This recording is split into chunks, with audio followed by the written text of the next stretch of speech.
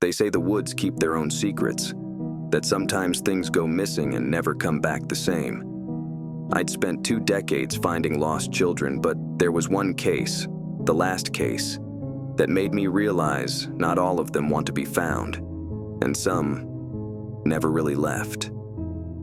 There's one case that ended my career.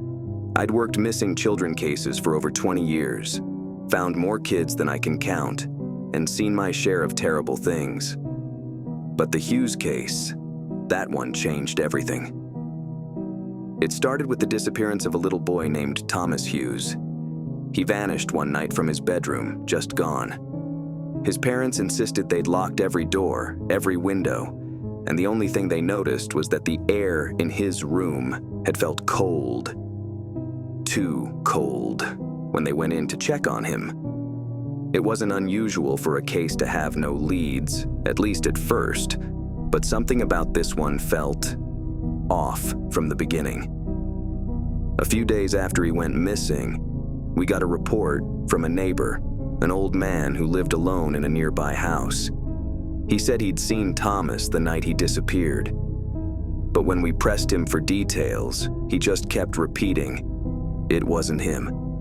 He said Thomas had been standing in his own front yard, staring up at his bedroom window, perfectly still. And the old man swore he'd seen another face in the window, something pale and thin, with sunken eyes, looking down at the boy. At first, we brushed it off as a misinterpretation, but that night, I staked out the Hughes house. Around midnight, I saw movement at the edge of the yard, right where the old man had said he'd seen Thomas. And there he was, a little boy, just standing there, in his pajamas, staring up at the house. I called out to him, and he turned to look at me, but there was something wrong with his face. His eyes looked empty, too dark, and his mouth twisted into this eerie half-smile.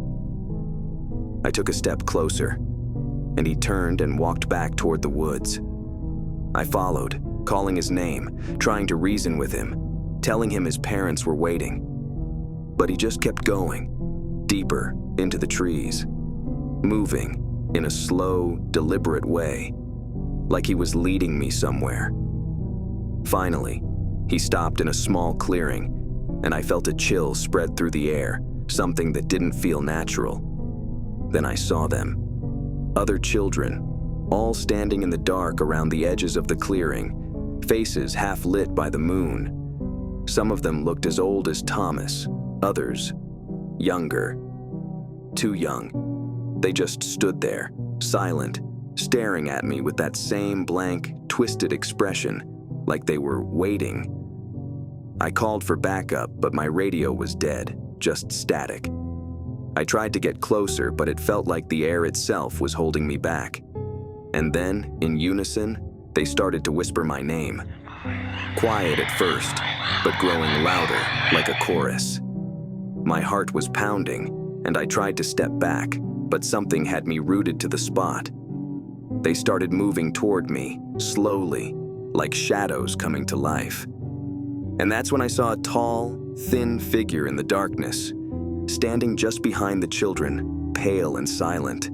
Its eyes were black voids, and it had this twisted, unnatural grin. It looked at me, tilting its head, like it was inviting me to join them. I broke free and ran, stumbling back through the woods, not stopping until I reached my car. I never went back. They never found Thomas, or any trace of him. That night ended my career. I couldn't shake it. The faces, the whispering, that thing in the woods. Every time I close my eyes, I see them standing there, waiting for me, like they're still calling my name, waiting for me to join them. I know they're out there, and I know that whatever's taken those kids is still waiting for someone like me to return.